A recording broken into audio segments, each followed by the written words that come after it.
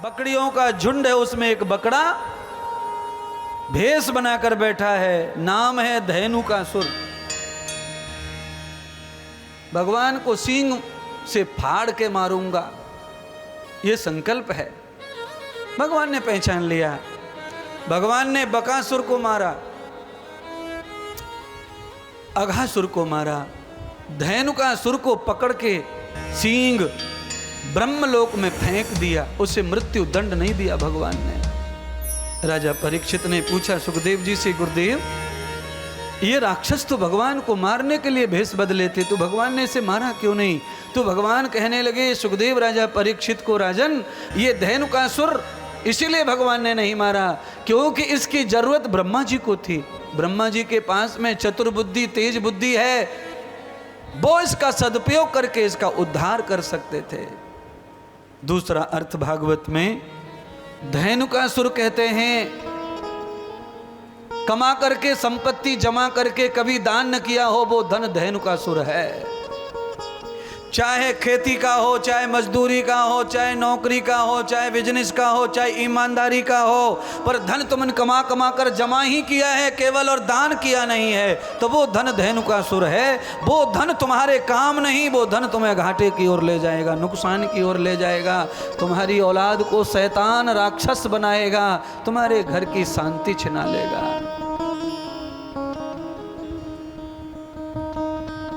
बड़ी बड़ी घाटे, बड़े बड़े नुकसान जीवन में अचानक धन के क्यों हो जाते हैं? इसीलिए हो जाते हैं। आप कमाते रहते हैं, जमा करते रहते हैं, और बस प्लॉट खरीदो, ये खरीदो, वो खरीदो, जीवन में मन नहीं होता कि कथा कर लो, दान कर लो, यज्ञ कर लो।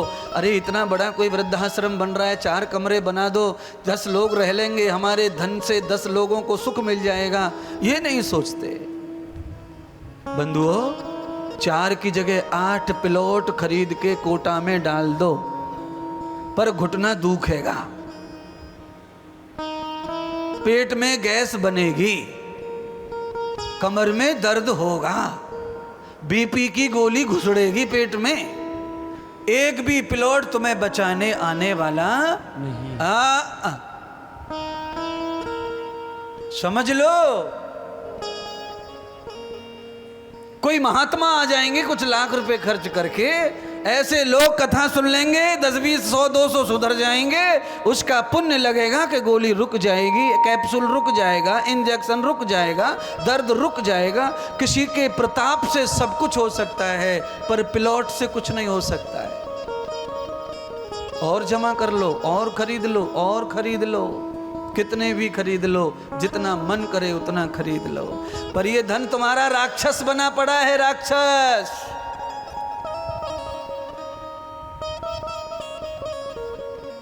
अभी अभी 5 करोड़ रुपए का प्लॉट खरीदा है रोड के बगल में, और गधा चल रहे हैं।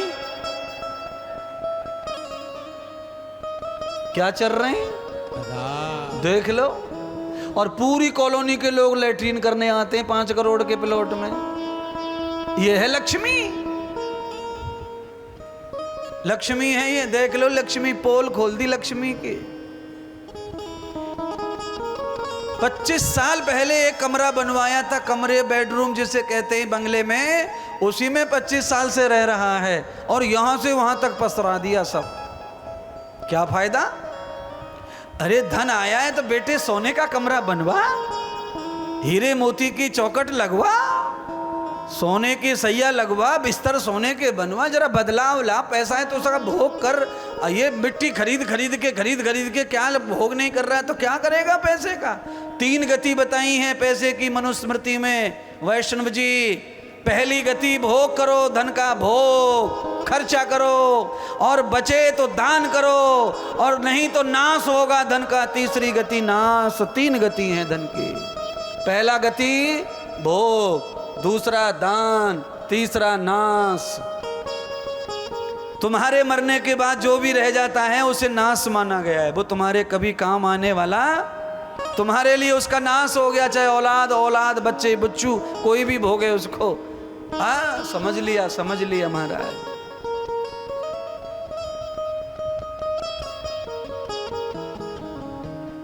राधे श्याम वैष्णव जी के लिए एक बार बढ़िया ताली बजा दो।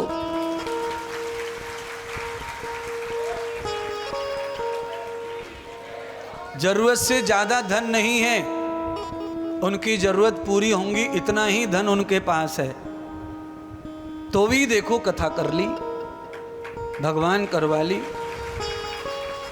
आप जैसे महापुरुषों को याद करवा दिया, ध्यान करवा दिया, कथा से जोड़ दिया, प्रवचन से जोड़ दिया।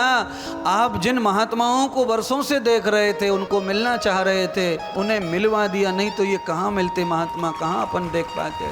टीवी पर, मोबाइल पर ही देखने वाली चीजें हैं महाराज। पांडाल में जितनी जनता बैठी है, इसमें से 90% वो लोग आए हुए कथा में जो टीवी पे कथा सुनते रहते हैं, जिनको अंदर से मोहब्बत है, प्यार है, लगाव है। सदगुरु भगवान सुखदेव कहते हैं, राजन अगर हमारे पास में धन इस तरह आया हुआ है और ज्यादा है तो वो राक्षस ना बन जाए, इसलिए उसे ब्रह्मा को दान दे दो। ब्रह्मा कहते हैं भगवान को जानने वाले किसी संत महात्मा को, या चारों वेदों का ज्ञानी कोई हो, उसे भी ब्रह्मा कहते हैं। अगर आप ऐसे किसी सज्जन को, विद्वान को दान करते हैं तो दान 100 गुना गति हो जाती है, दान महान हो जाता है, उसको सदगति प्राप्त हो जाती है। बच्चे सुखी नहीं रहते काले धन से, ये ध्यान रखना, कितना भी कमा के छोड़ के जाओ। जो धन तुम्हारा लक्ष्मी स्वरूप है वो तुम्हारे बच्चों को संवारेगा, सजाएगा, आगे ले जाएगा। जो धन राक्षस बनकर बैठा है वो धन तुम्हारे बच्चों की बुद्धि को खराब करेगा, शैतान बनाएगा, समस्या बड़ी हो जाएगी।